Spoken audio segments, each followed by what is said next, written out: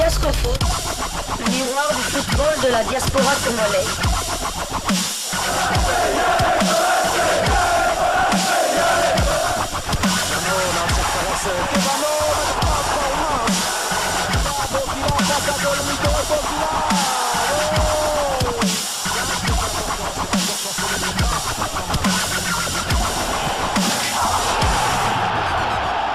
Diascofoot, le miroir du football de la diaspora congolaise.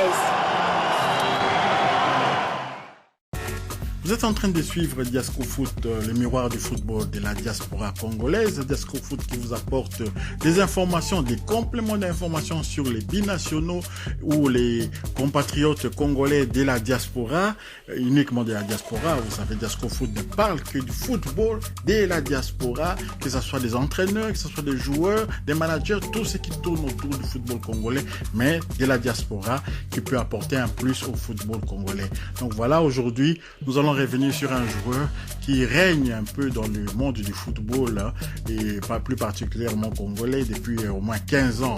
Il est toujours dans la course. Il s'agit de Dieu merci Mbokani Bezois, qui est vraiment l'attaquant congolais un peu complet, hein, un attaquant congolais capable de jouer en pivot, capable de jouer en profondeur, un peu moins maintenant avec l'âge, un joueur bon de la tête et tout. Donc c'est vraiment l'avant-centre qui en plus de ça détient les records de buts, hein, des records de buts au sein de l'équipe nationale de la RDC. Je parle pas des records de la Ndaye pour la CAN 74, mais je parle de l'ensemble des buts marqués par un footballeur congolais en équipe nationale. Un footballeur congolais qui est toujours dans la course, bien qu'il a décidé d'arrêter quand même, on peut comprendre, avec l'âge et puis avec les nombres un peu pléthoriques des attaquants que nous possédons actuellement. Il serait sage pour dire merci Mbokani quand même de laisser que la relève puisse être assurée par les Jackson Mouleka, que la relève puisse être assurée par les Ben Malango, les Bakagol, ils sont nombreux, hein, Baafo, Béason Balonga, tous ces joueurs que nous vous parlons souvent ici dans Diascofoot, sans parler des locaux qui montent aussi, hein, on va suivre de très près au cours du CHAN, le CHAN qui aura lieu en Algérie justement. Donc aujourd'hui, Dieu merci Mbokani, nous allons parler de lui, mais sur un aspect un peu plus insolite, on s'attendait pas à cela parce qu'on a été un peu surpris. On prend des nouvelles de Dieu merci Mbokani. Dernièrement, on avait parlé de Dieu merci Mbokani qui a claqué la porte de son club de Koweït SC. Hein. Il a claqué la porte pour non-respect quand même des clauses du contrat, hein, au niveau de l'argent, du salaire et tout. Il n'a pas vraiment été payé comme il était prévu dans le contrat. Dieu merci Mbokani a claqué la porte. Mais on a été en faisant des recherches justement sur Dieu merci Mbokani. On voulait un peu en savoir plus où il va aller maintenant et tout. Nous sommes tombés sur une vidéo insolite que je pense que ça fera plaisir un peu à beaucoup. Ça montre un peu l'aspect, le côté protecteur de Mbokani, la protection des balles incroyable, sans équivalent de Dieu merci Mbokani, parce que c'est un joueur qui, quand il joue en pivot, il tourne le dos au défenseur. Croyez-moi, il est difficile de lui prendre les ballons, quel que soit le niveau du défenseur, même de Liverpool. On va vous mettre des photos, vous allez voir des défenseurs de Liverpool, des défenseurs de Chelsea, des défenseurs de Hambourg, des grands défenseurs connus, même qui jouent dans des sélections très huppées mondiales. Et donc Dieu merci Mbokani est capable de donner de fil à retordre à ces gens de défenseurs-là pendant 15 ans de toute sa carrière. Il a fait cela avec brio au niveau de la Belgique, en Ukraine, partout il est allé, dans 4 continents différents s'il vous plaît, parce qu'il avait commencé au Mexique en 2005 contre la sélection mexicaine de football dans les stades aztèques. La potencia de Mbokani avait fait des ravages. Mbokani avait marqué l'unique but des Léopards et c'était en puissance. Alors c'est un joueur puissant lorsqu'il protège son ballon et il est difficile de lui prendre les ballons. Je vous laisse regarder ces images, c'est très court, hein. C'est un peu une parodie comme ça, c'est quelqu'un qui a fait un montage pour montrer comment Mbokani protège son ballon et c'est extraordinaire. Vous allez voir que c'est vraiment exactement comme ça que Mbokani joue et il est agaçant pour les défenseurs. Suivez.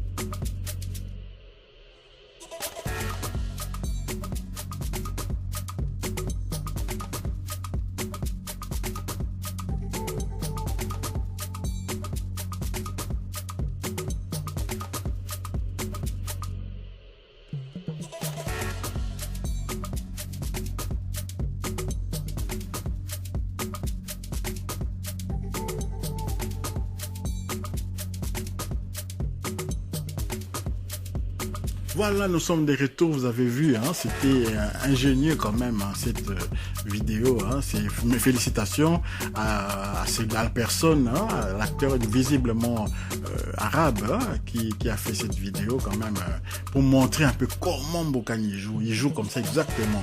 Et cela ne nous étonne pas, d'autant plus que, vous souvenez-vous, lors de la CAN 2015, on voyait, il y a une vidéo devenue virale comme ça sur les nets, où on voyait Youssouf Moulumbu demander justement Dieu merci Mbokani, que c'était contre Congo-Brazza, dans les matchs comptants pour les quarts de finale justement de cette CAN 2015. Hein, vous souvenez-vous, la RDC avait obtenu une médaille de bronze, et au cours de cette rencontre contre le Congo-Brazza, au moment où la RDC devait conserver le score, Youssouf Moulumbu, un grand frère, disons conseiller quand même, hein, avait demandé à Mbokani de garder les ballons, d'attirer les défenseurs sur les côtés et de garder les ballons. Cela a permis à la défense, à notre défense de tenir, de résister, de se réorganiser et de pouvoir conserver ce score-là. Vraiment, c'était important de conserver le score.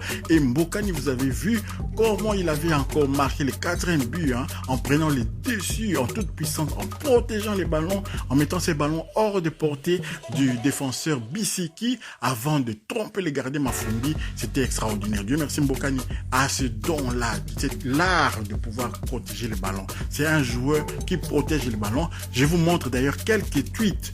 Ce sont des tweets même datés de 2012, 2013 et tout. Vous allez voir les gens de plusieurs nationalités sur Twitter en train de parler de la protection des balles incroyables. Et Dieu merci Mbokani, ignoré par le peuple congolais. On critique souvent parce que son football n'est pas très académique, c'est pas très beau à voir, mais c'est très utile. C'était très utile. Nous allons les regretter au sein de cette équipe nationale de la RDC. Quand même, il nous a emmenés jusqu'au barrage, il nous a fait rêver, il nous a fait espérer qu'on pouvait aller à la Coupe du Monde, mais voyez-vous, il y avait cette coach Hector Cooper qui a encore mis Mbokani sur les bancs de touche dans un match important comme ça, au match retour contre le Maroc.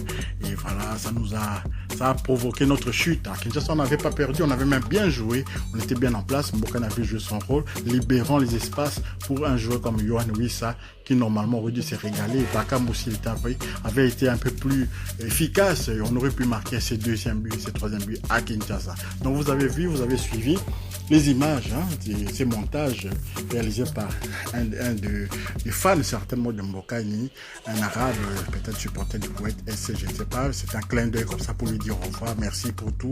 Et je crois que pendant que Mbokani jouait là-bas au Koweït, beaucoup de regards étaient tournés vers lui dans le monde arabe. Hein, vous savez, la chaîne Bein Sport de Al Jazeera était vraiment très mettait beaucoup de matchs de cette formation-là de Koweït City, et on voyait comment Mbokani vraiment protégeait son ballon de manière incroyable. Nous sommes habitués, mais certains n'étaient pas encore habitués à cela, mais c'est l'image qu'ils ont conservée, et Dieu merci Mbokani. Si vous avez aimé quand même cette intervention, n'oubliez pas de liker, de partager un maximum, hein, partagez un maximum, et ceux qui ne sont pas abonnés, abonnez-vous à Diasco Foot, hein.